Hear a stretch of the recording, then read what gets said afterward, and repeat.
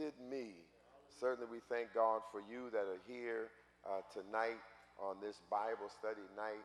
And we are here because it was love that lifted us. Amen. Somebody give God praise for love. Hallelujah. When nothing else would help, love lifted me. We're going to get right into our Bible study for tonight. And again, we thank God for you that have pressed your way here. We value your time, especially those of you that are here on time. And we have many that are tuning in and watching us live on Facebook or delayed through YouTube. And we're going to continue our discussion on church hurt because healing hurts. When you begin to heal from anything, any kind of an injury, sometimes they'll tell you it's going to get worse before it gets better. Amen.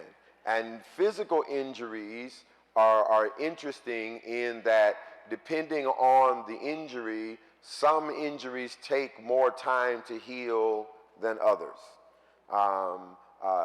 It's interesting now how that you go to the hospital and it seems like maybe they have figured out a way to cause the body to heal faster, when the truth of the matter is they've just learned an easier way to do things.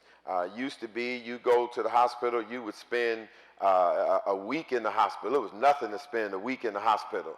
Now you go in and you say, well, I'm having surgery, Pastor. I'm having open heart surgery. And I say, all right. And they say, well, I'm going to the outpatient center. What you going to the outpatient center for? You know, major stuff, things that used to keep you in the hospital for weeks and months. Now they can do in a day and send you home with an IV and a prescription. Amen. Because they've learned how to do things a little bit differently. They don't cut you from here to there anymore. They just insert a little scope and figure it out. And they've learned that when they do these things, the body will heal quicker. The same thing applies, though, to spiritually, because there's some things that, some pains, some hurts that you can get over quickly and easily. Sometimes things happen to you, and before you know it, you're over it. And somebody mentions it to you, and you have already forgotten because it is a small thing to you. But how many people know what's small to you is not small to somebody else? You ever see somebody just wonder why you aren't more upset? And you say, it didn't bother me. It didn't faze me, but then something that didn't faze you would faze them, or something that doesn't faze them. You say, boy, if that was me, if that happened to me, boy, it would be on. I would never forgive them. And so when you think about spiritual hurts and the things that hurt us, you know, how long it takes to get over it really depends on what it was. We talked about this before. Healing time is determined by who said it. I can say something and it will hurt you. Somebody else can say it and it won't hurt. It depends on who said it. You ever ask that question, who said that? And when you find out who said it, you say, oh, that don't mean nothing. She always talking. Beulah May always, anybody here named Beulah May? I better check. Beulah May always talking. She's always saying something. But then when they say, no, it wasn't Beulah, it was Ann. You say, oh, no, not her. It depends on who said it. It depends on what was said. It depends on when it was said. It depends on why they did what they did. It depends on who all was involved. That will determine how long it can take to get over or to heal from what you are hurting from. You know, sometimes when you're mistreated, being mistreated can take a long time to get over. Somebody mistreats you, especially when you expect more from them. Being mistreated can hurt, and it can take time to get over being mistreated. And there's somebody here right now. You're listening, you're watching, and when I said that word, it opened something in you. You said in your spirit, you said, because it resonated. That was it. You were mistreated. You didn't realize why you were hurt. You didn't realize why it affected you, but you were mistreated. And nothing bothers you more than being mistreated. So for you, it's not you off your game. For some people, it's a broken heart. A broken heart. And a broken heart is different from being disappointed. They're close, but you can be disappointed, but let somebody break your heart. And not all broken hearts are romantic breaks. You can get your heart broken without there being romance. Your heart can be broken when you were depending on somebody that you thought you could depend on them. Your heart can be broken when you see the humanity of someone. You know, we have to be careful putting people on pedestals. That's not on your notes. You can look for it. That's fresh off the press. Don't put people on a pedestal. Now, there's one thing to respect somebody, but there's another thing to put somebody on a pedestal and expect them to be perfect. Because people make mistakes. We're human. And when you put somebody on a pedestal and they fail, you end up with a broken heart. And it's not totally their fault, because everybody disappoints sometime. I don't care who you are. You're going to let somebody down. You're going to disappoint somebody. You're not going to please somebody. You're going to miss the mark.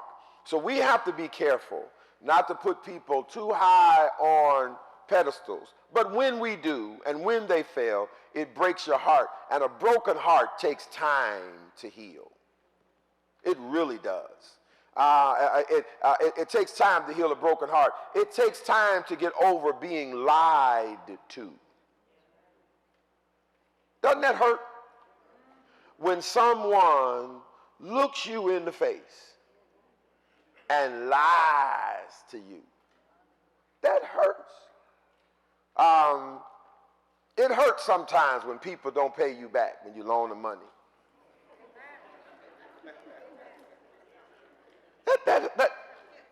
Especially when they come in with a new dress on.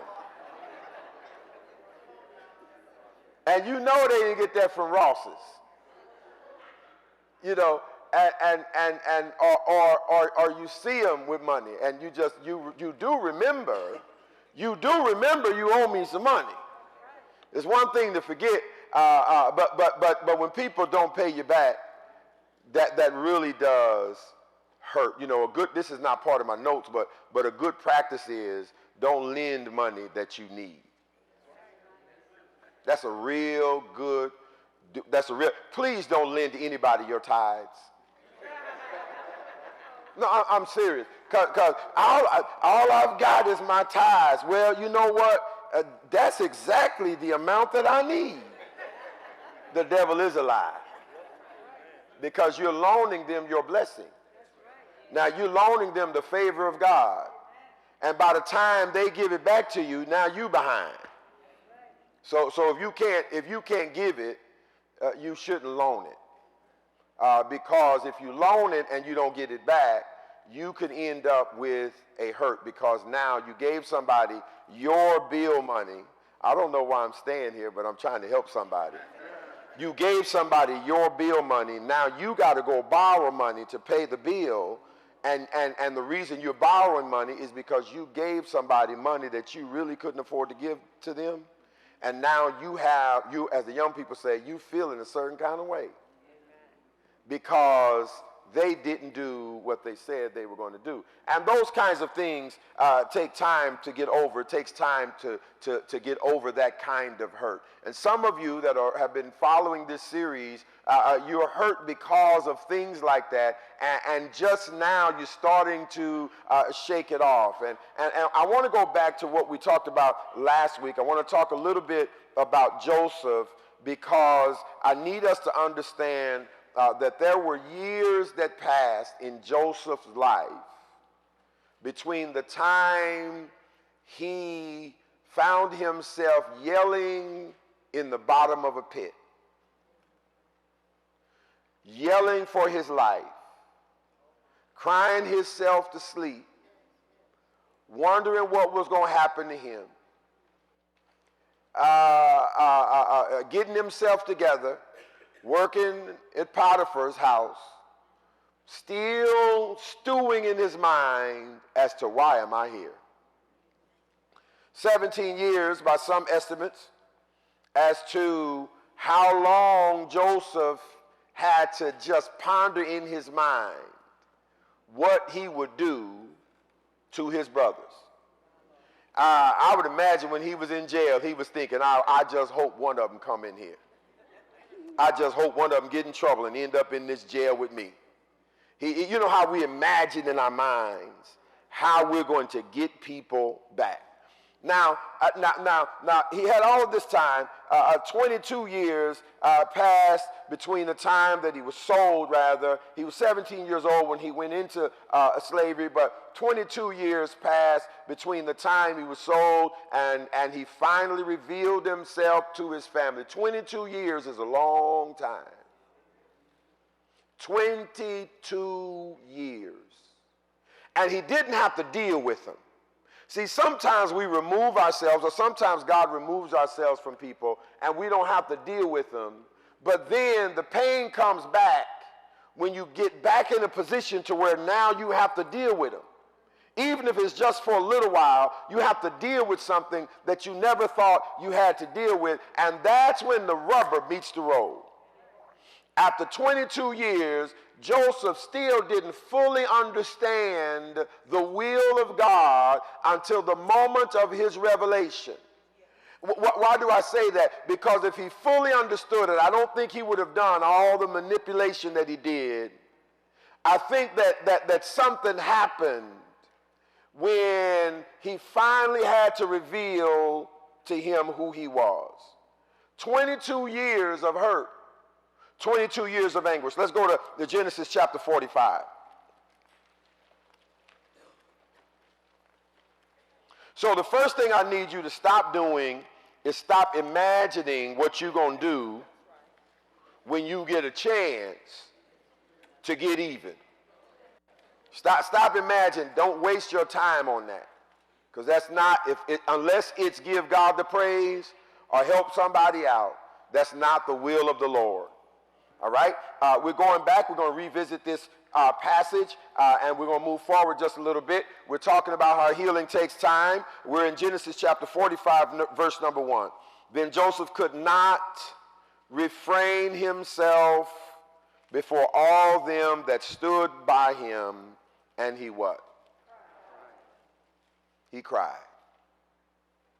He cried. He couldn't refrain from crying. Now some of you, when you start to heal, you're going to start crying. I mean, he cried.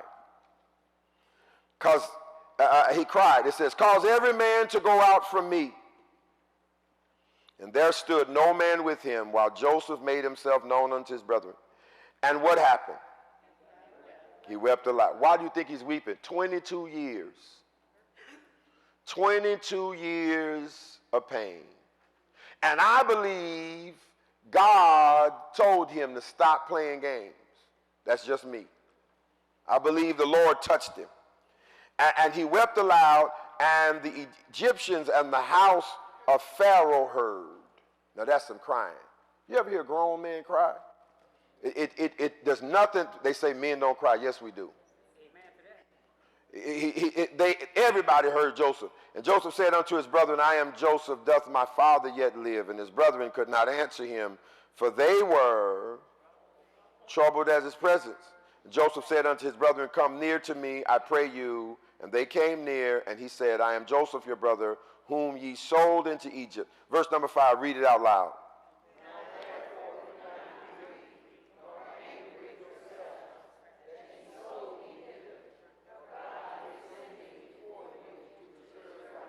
He said, don't be grieved. He said, don't even be angry at yourselves. Now those are the words of a mature believer.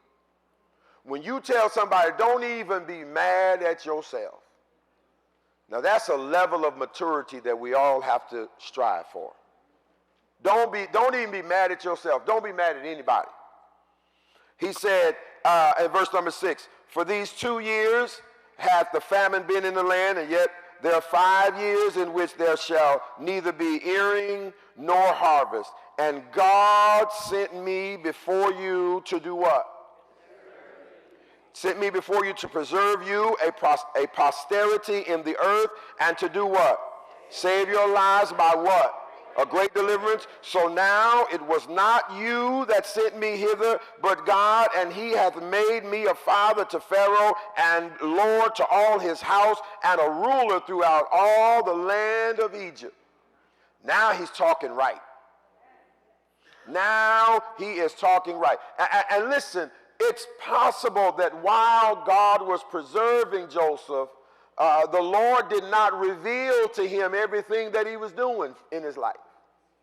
It's possible that that the pieces of the puzzle didn't come together until that moment.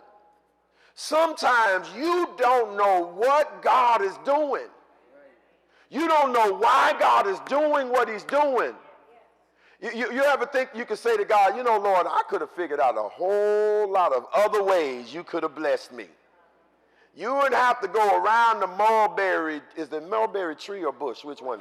It's a bush. I knew you all would know.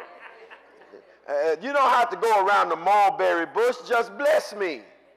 But sometimes God will take you ways and take you through things, and you won't understand what God is doing. And it won't make any sense until God brings it to pass. But the things that Joseph learned in Potiphar's house helped him in jail. And the things that he learned while he was in jail helped him to rule the nation. And the way that he ruled, the way he ruled in Egypt helped him to have so much favor that when his family came, he was able to go to Pharaoh and say, you see those people over there? See that land over there? We're going to put them together. All right? Pharaoh's like, all right. Whatever you say, Joseph, is all right with me. And God does the same thing for us. The thing you're crying about today, the thing you are mad about today is going to be a blessing to you someday. It doesn't feel like a blessing now. It doesn't look like a blessing now, but keep living. Somebody say keep living. And it turns out the decision to move on and to move forward is part of the healing process. So sometimes you get up and you say, you know what, I'm going to move forward. That's what Joseph decided. Joseph had an excuse. If Joseph had been some of us, when he got out that pit, he would have said, I ain't going to be nothing. My life is over. Man, my brothers put me in the pit.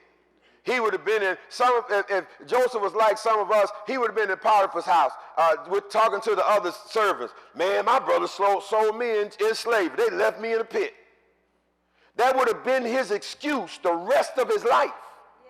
And it would have been a good excuse. Man, yeah, they did you wrong. But he didn't. He moved on, but he wasn't healed. Moving on is part of the healing process, but it's not the whole process. There's some people that have declared they are healed. I'm healed. Why? I've moved on with my life. And that's good that you've moved on, but it doesn't mean you have been healed. It means you've moved forward, you've moved on. So moving on is part of the process, but it's not complete. The process, in many instances, is not complete because you've moved on. It's not going to be complete until there is forgiveness. My God. Somebody say forgiveness. Forgiveness is like that last part of the healing process. It's the part when it looks healed until you move it. It's the therapy part of the healing. It's when you have to use the muscle, when you have to do, when you know how when you had surgery, you feel fine, and then when you start using it, you realize, oh. I remember a few years ago, I had a hernia surgery. I had 3 hernias repaired at the same time, and I thought I was fine. I had the surgery on a Monday, and the next Sunday, I did. Next Sunday, I got up and thought I was going to preach. I thought I was going to preach. By the time I slid out that pulpit, I missed. I looked healed. I sounded healed. I wasn't healed.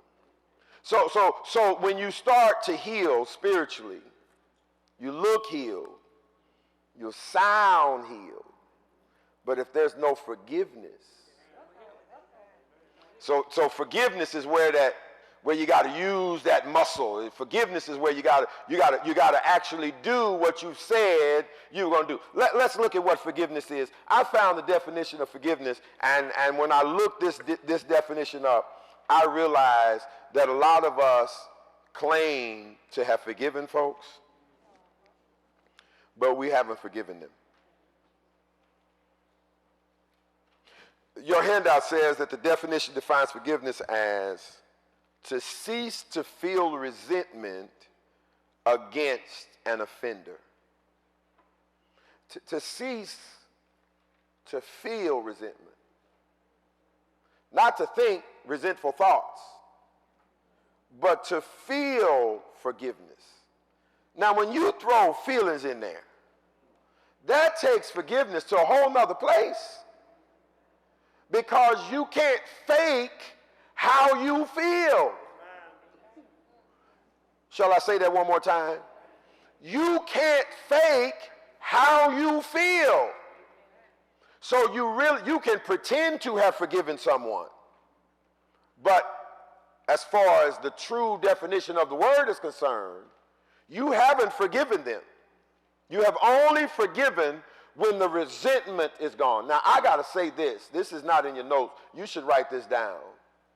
Some forgiveness can only be granted by God, because only God can take resentment out your heart. Only God can take resentment out of your heart. That person that lied to you and you resent them for lying, that person that owes you money and you resent them for not paying you back, that person that broke your heart and you resent them for breaking your heart, only God himself can do an open heart. Ooh-wee. Somebody say, Lord, I'm going to need open heart surgery.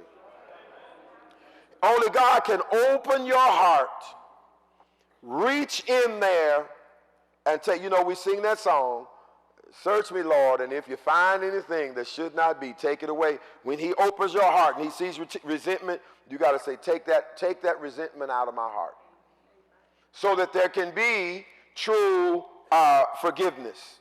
Now, I just want to say a few things about forgiveness. These are my observations. But forgiveness begins in us. It begins in me. So I can't, nobody can forgive for me. It begins in us. Number 2, forgiveness is a choice. You must choose to forgive. As a matter of fact, God is not going to force you to forgive. But we must choose to forgive. Forgiveness is a state of mind, right? I mean, you have to have it in your mind, I'm going to forgive. If you don't have it in your mind, every time you see her, you're going to hear the word M.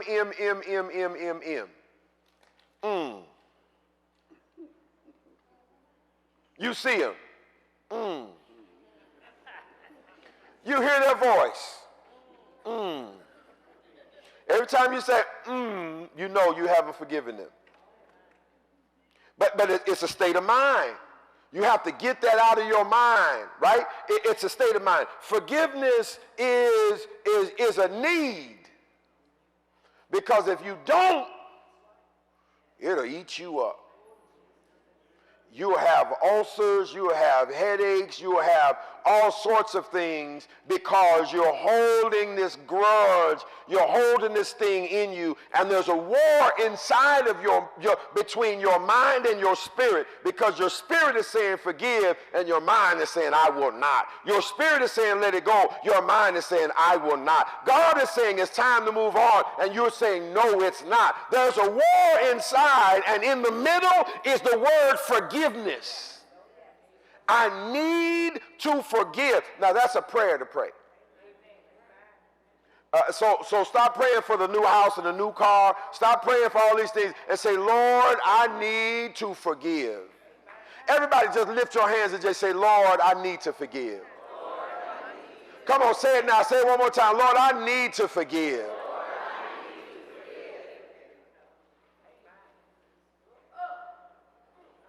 I felt that too. Because I can't be used if I don't forgive. I can't. I'll get stuck in manipulation land. All right, it's a need. Forgiveness is a prayer. We just prayed it, and forgiveness is an obligation. Now, there are several indicators that spiritual healing is progressing. And one of these is when the Lord begins to deal with you. Now, sometimes we say, the Lord's been dealing with me, and we don't know what that means. When the Lord begins to deal with you, he keeps something on your mind. And it will seem random until you realize, I just started thinking about this, and I was just thinking about this the other day. And I was thinking about this last week. The Lord is dealing with you. Some of you have been coming to Bible study for this series. Why? Because the Lord has been dealing with you. It's a recurring thought, a recurring feeling, a recurring a dream. Something that's in your heart. Sometimes it's a gnawing feeling. Am I doing all right, y'all? Lord must be dealing with a lot of people right now. Let him deal with you and talk to me at the same time. Lord is dealing with me. The Lord is dealing with me. He's dealing with me. He's dealing with me. So what I'm saying is, as you can know that it's time to forgive when the Lord starts bringing this person that you once hated across your mind. And with their face, their name, comes a feeling of compassion. Oh, I feel so sorry for them. Not, I feel sorry for them because God's going to get them. But I feel bad for them. The Lord is dealing with you because you're not through with them yet. You declared you were through, but God didn't declare that. So when the Lord starts to give you, you just start hearing it.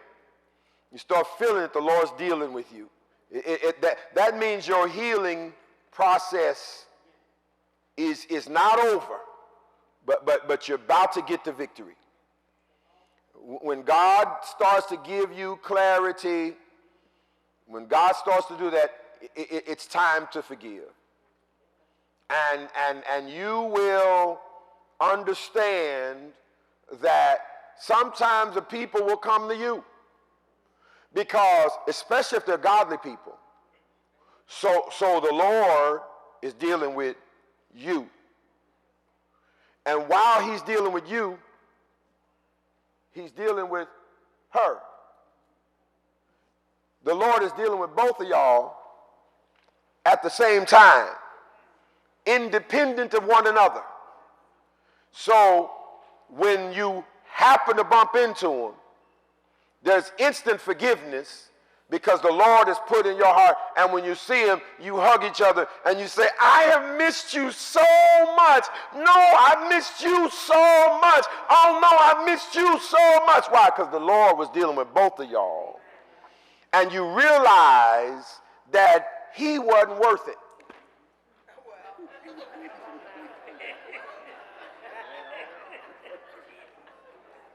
Yeah, you know, you fell out over a he or an it.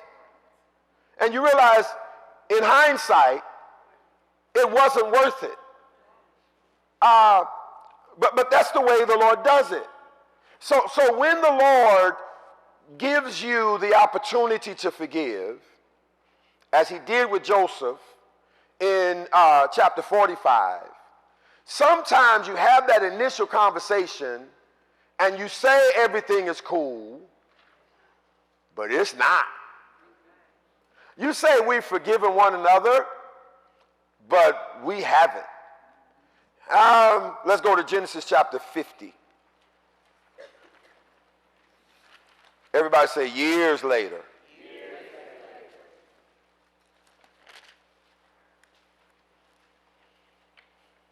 Years later, they're still dealing with the same feeling. Anybody still dealing with something? You think you buried the hatchet, but the handle is still sticking out the ground? We buried the axe. You didn't bury it deep enough. All you got to do is, there it is. Where's the axe? Right? Really bury the axe. Don't just stick it in the ground. Only the country folks got that illustration.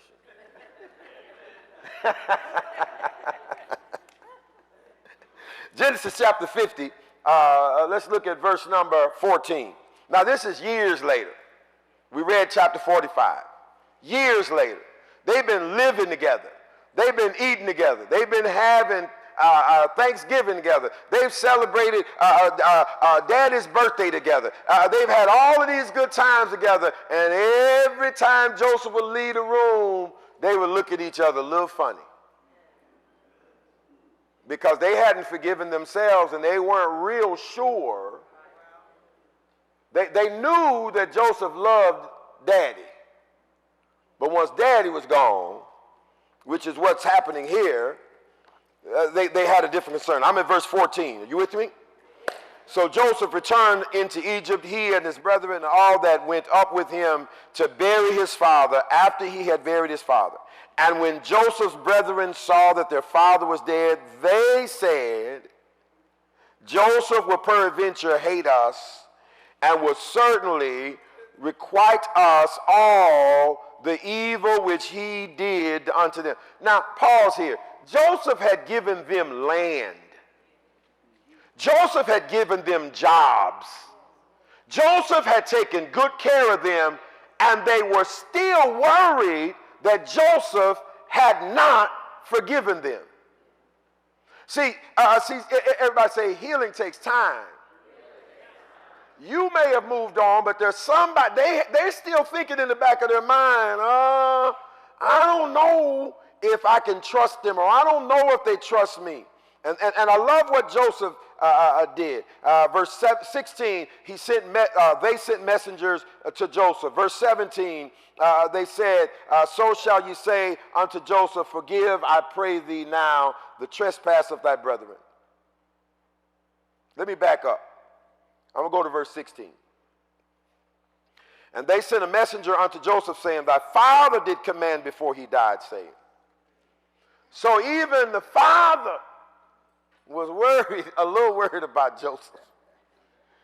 The daddy was a little worried that when he was gone, Joseph was going to repay them. So he left in his will and testament, tell Joseph, so shall ye say unto Joseph, forgive, I pray thee now, and the trespass of thy brethren, and their sin, for they did unto thee evil, and now we pray thee, forgive the trespass of the servants of the God of thy father. And Joseph did what? Why did he weep? What does the Bible say? He wept when? What? When they spake unto him. He's crying new old tears.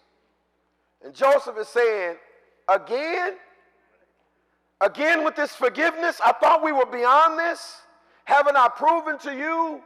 This is me adding to it. Haven't I proven to you, and you're still bringing this up again? Somebody say, stop bringing it up. No, I'm going to say that again. Everybody say, stop bringing it up. Stop bringing it up. Same old. I've already said I've forgiven you. Don't remind me. Don't remind me of what caused us to fall out. Sometimes y'all remember before this technology, when you would get a scar and it would turn into a scab, and mama would say, whatever you do, don't pick on the scab. Because she said, if you pick on the scab, it's going to get bigger and worse, and it will never heal, and it might get infected. And some of us had mamas that would make up stuff that was going to happen. Try to scare you. If you pick the scab, your arm going to fall off. Pick the scab, you're going to grow another ear on your forehead. Oh, Lord, I'm scared to just be itching like crazy. No, is there an ear on my forehead? I don't know. But sometimes when we go back to people and ask them, and we bring stuff up again, right? What we're doing is we're reopening old wounds. So we got to learn. We have to learn how to leave it alone. Just don't bring it up anymore. That's a bonus right there. Just don't bring it up anymore. But they were bringing it up again. Verse 18. And Joseph is crying.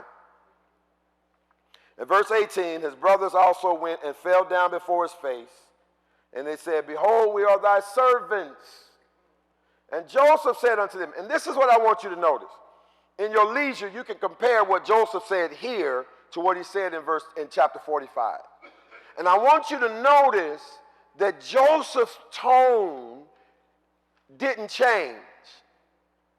Brother Dansby, his tune didn't change. He's talking the same way in chapter 50. After his daddy had died, as he was when he first revealed to them, I'm your brother. Sometimes we change our tune. Sometimes we're bringing it back up again. I remember you don't, well, last time I loaned you money. That's why I don't loan people money. Because I loaned Sister Jackie some money. And she didn't pay me back. That's not the way Joseph is acting. And that's not how we should act. Notice what he says. Joseph said in verse number 19. Joseph said unto them what? Fear not, for I am in the place of God. Fear not. So Joseph is saying, hey, just calm yourself down. It's okay.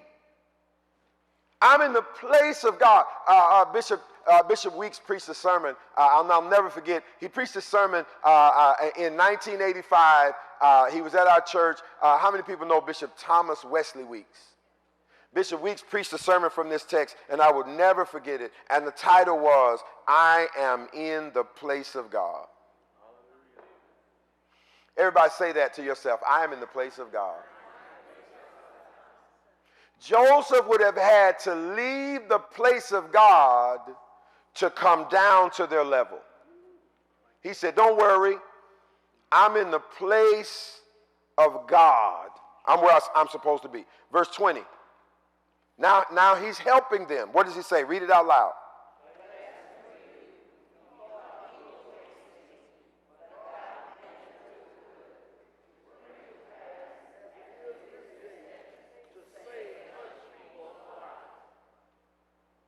He said, you thought it was evil. Some people that do you wrong are doing God's bidding. Because that's the only way you would have learned what it feels like to be wronged. Verse 20, verse 21, he says, now therefore, fear ye not. There it is again. Fear ye not. I will nourish you. And what else? And what else? And what else? My God. Isn't that wonderful? That's how you forgive. That's how you forgive. You say, you know what? Not only am I going to take care of you, not only am I going to help you again, but I'm going to help as many people as I can. Not only am I going to help as many people as I can, I want to comfort everybody. And I'm going to speak comfortably to you. So when you're dealing with somebody, you don't work your neck. And your hands, how these young people now, they talk with their hands. I don't know what they're doing. They're grabbing stuff out the air. Nah, that attitude. No, that's not how we forgive. Oh, I've got 2 scriptures I got to share with you because I want to make sure that everybody understands how God forgives. Psalms 103, verse 11. And we're going to pause